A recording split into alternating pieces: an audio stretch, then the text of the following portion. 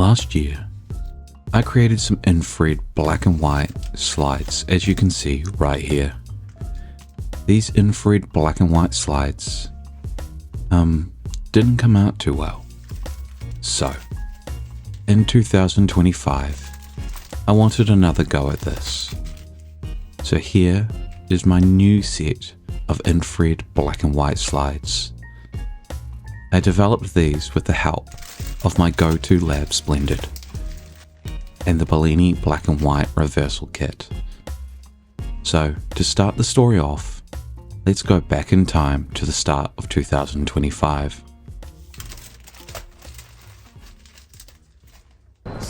Okay, you can hear me? 3, 2, 1, go. Okay, so we're here in Hong Kong, and last year I was in Wellington and I went ahead and did some black and white slides. Now, the video's only just come out this year, and I originally did some black and white slides with some infrared, which I've got in my Fujica 645. Unfortunately for me, at the time, which I often say, unfortunately for me, at the time, I went ahead and over-experimented. Some say that when you put an IR filter on Rolly infrared, it turns it into ISO 6. I think I'm pretty good at metering, and well, I don't know what happened because every other photo came out exposed correctly. There wasn't a developing issue when it came to the slide film, but a lot of the slide photos that I had done as black and white slides did not come out. They were very underexposed. I was able to pull them out a reasonable amount in post, because you can do that with black and white slides. However, I'm not going to try overcomplicate it today. I'm not going to try expose at ISO 6. I am just going to go ahead and I'm going to take some photos. They're not going to be great photos potentially, but they'll be photos nonetheless. And I'm going to take some black and white slide photos that are infrared. And first things first I'm going to go ahead and expose at f8 at 1 second, and that will allow me to get a photo that should be exposed correctly. That method works like a charm, and then what I'm going to do is go ahead and take the photo of this, and hopefully the sky around it should turn black and the building here with the logo should be nicely lit up. So let me go ahead and take that photo. So hopefully that is a photo that has come out, and we will see. For now, I'm going to walk about and just burn through this roll and see how it goes. This is definitely a striking image. I'm very happy with how this turned out. And eventually, when I can project this slide, I'm going to enjoy it even more.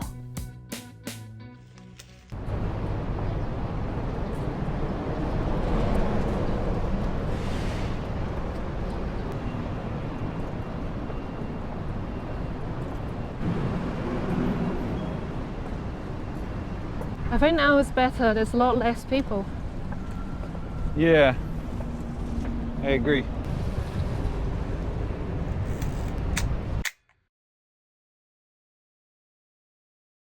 I took that out of focus.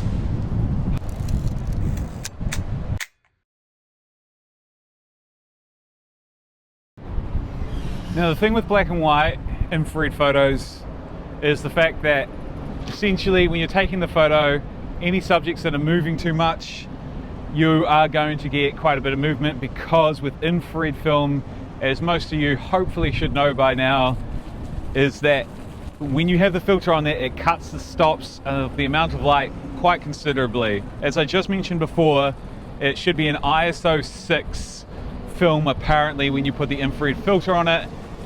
It's ISO 400 normally, so that is quite a degree in cuttage and the amount of light that is no longer able to be seen by the film stock when you put the infrared filter on there. So with some shots you are going to get some movement. Now whilst the water moving might look cool at 1 second, we might on the other hand get some weirdness with people looking a little bit blurry in shots, but because this is a very wide lens here on the Fujica, it should look all right. And same with the cars. It's an otherworldly looking film, so hopefully it doesn't look too bizarre, but we will see.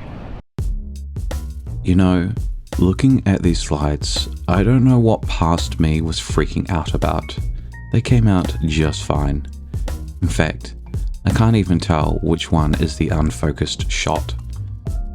Now, let's talk about how to go ahead and create black and white slides. Infrared film has a high silver content, which is one of the key characteristics needed to make a high quality black and white slide. So let me show you how to make a black and white slide. If you use the Bellini black and white reversal kit, you need to first mix your chemistry and let it settle, ideally the day before. Then you will need to develop, then wash, then bleach, then wash, then use a clarifier, then wash, then use a reversal, then wash, then a second developer, then wash, then a fixer, then wash, and finally a final rinse. What you are left with is beautiful black and white slides.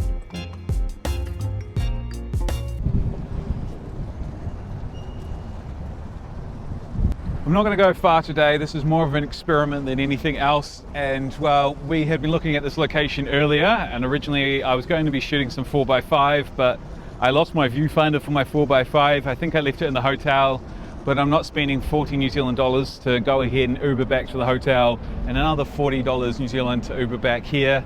I'm just going to hopefully find it when I get back to the hotel later on. In the meantime, luckily I had extra film on me and switched up the project just a little bit. So I'm going to go ahead and take this infrared photo and let's see how it goes. Now I might have just mentioned before that with my previous infrared photos I may have shot them out of focus. Yeah, today's not going exactly well, but it is what it is. Make sure that when you're doing this you're not really speed rushing through it, especially if this is something you're just starting out. Infrared photography does take a wee while to get used to, and you really need to know and understand your craft, in particular with long exposures, but also focusing. You really need to understand how to focus when it comes to shooting with film, and in particular infrared film, because infrared film focuses differently. So on your camera you will be able to see a little red line or a little red dot that is next to the main center line or dot. That tells you where infrared light is focused. So if you focus normally and then you have an image that is in focus, all you need to do is adjust whatever number is there. So for example, if something's 5 meters away and the number 5 is on the main line, to then move the 5 onto the infrared line and you will be in focus. In this case, I'm going to be going ahead and shooting at infinite. And so all I need to do is now move my infinity line up to the little dot, which I've just done, and I'll be able to go ahead and take a photo. And before anyone comes on by, that's exactly what I'm going to do. Okay.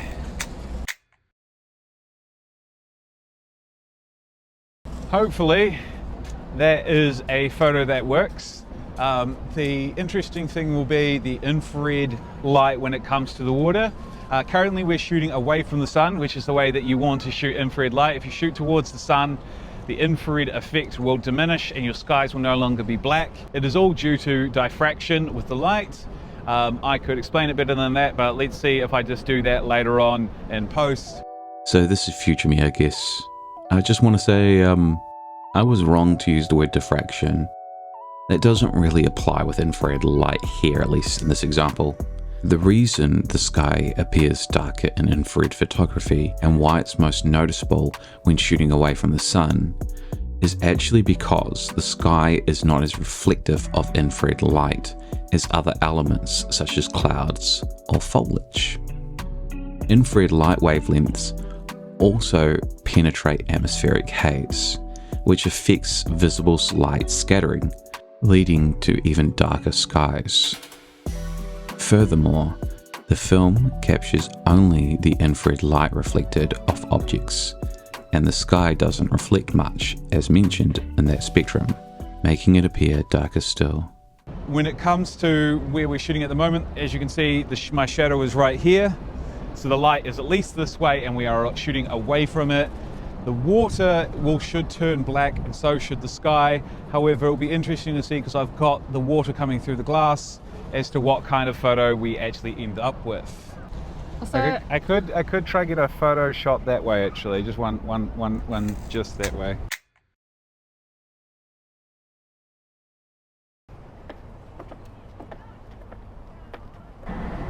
I'm not too sure if this is actually a good photo or not. There's too many people moving on the side. The guy there is sitting interesting, but yeah, when I usually shoot this kind of stuff, I try to not to have too many moving objects because it looks a bit weird. Okay, we'll see how that one went.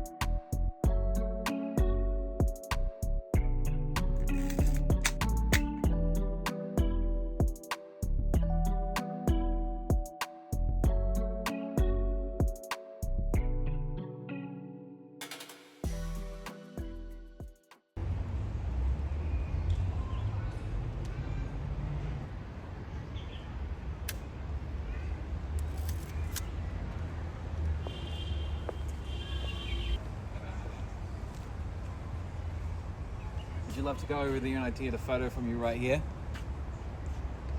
I'm a bit too tired for that. Okay, it's fine. I just think it's kind of cool.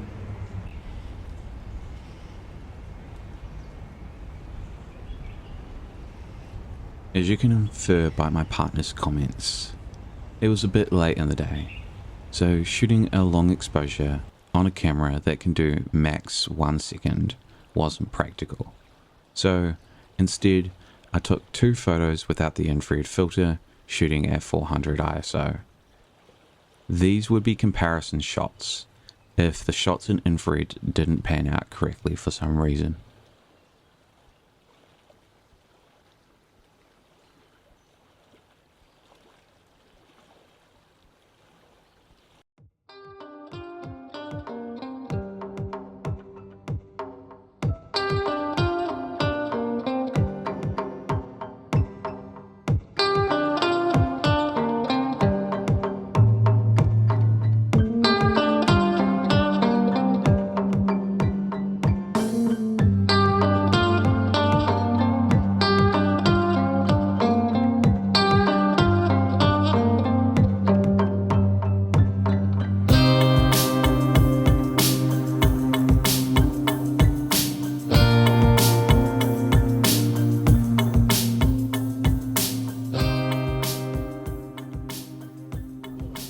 Okay, so I've just gone ahead and taken hopefully what is a black and white slide photo. I've shot it at f8 1 second. It's a little dark here, so we will see if that actually came out.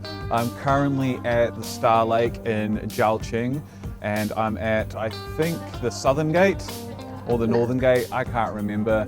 But I've photographed this spot before. It is beautiful, it is stunning, and it always looks like it's autumn, or maybe that's just because that's the time that I come here.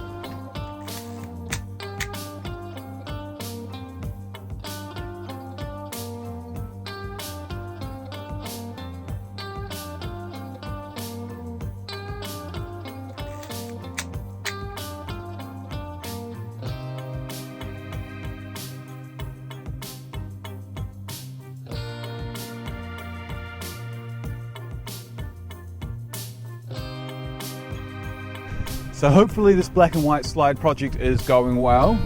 Who knows? 1, it's windy. 2, I'm traveling, so I'm taking this film through X-ray machines. 3, we could muck up the process when we go ahead and make the black and white slides. Touch wood, hopefully we don't. Let's just, wait and see. As I said, it's quite windy at the moment, so what I'm going to go ahead and do is take this photo with the timer. That should alleviate some of the shake that I would introduce, and hopefully it's not too windy to shoot at 1 second.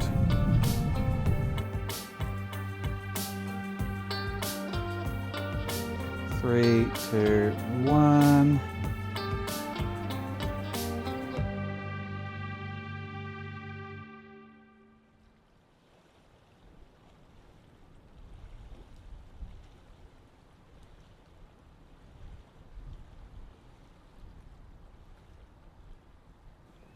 I swear I must have taken it a bit further back. It's still not wide enough.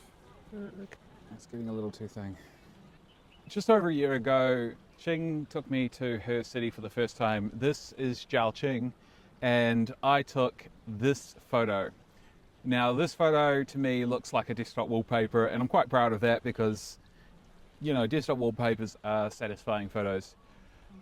I thought, let's go ahead and recreate the photo, for the most part the same, slightly different sun and a slightly different season. And there's a little tiny car just over there that's going to end up in the shot, but for the most part it's near enough saying the same. And let's see how a infrared photo at this time of the day looks compared to that desktop wallpaper photo that I took last time I was here.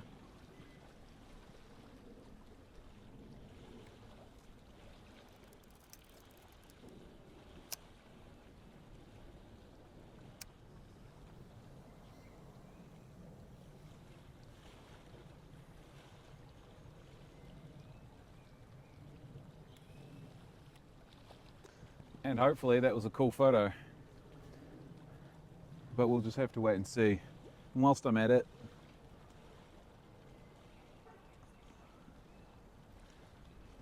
I'll do a portrait orientated shot as well.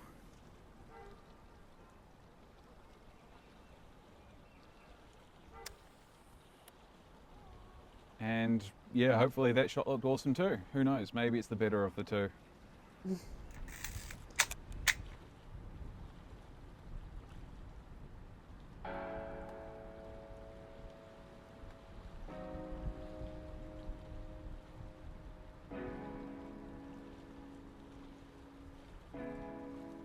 Okay, so I've gone ahead and taken my 14th shot of this roll. There's 15 shots in the roll.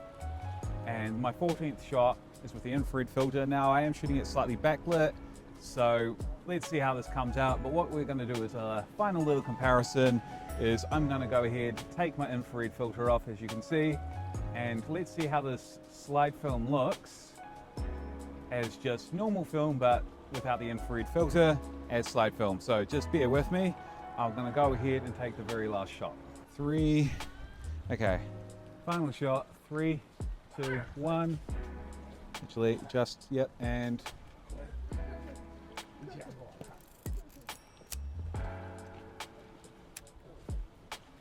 okay, there it is.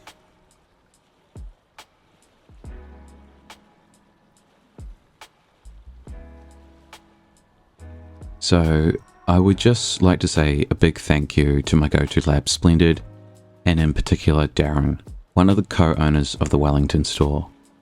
If it wasn't for Darren being an absolute lad, I would not have been able to make these slides without his help. As I mentioned, I made black and white slides last year, or should I say, Darren did it for me. I just paid for the chemistry and his time, but this time, I was lucky. I was able to go ahead and shoot a video with Darren, who took me through the process of making black and white slides, detailing how this process is done with the Bellini black and white reversal kit. But Darren also showed me how to develop, and I did a batch myself with his supervision, which included the photos you've just seen. This was my first time developing film, so it was a big learning process. I've got another video which I'll put a link to in the description below, where you can go ahead and see the ins and out of black and white reversal process developing. As always, it's been real, guys.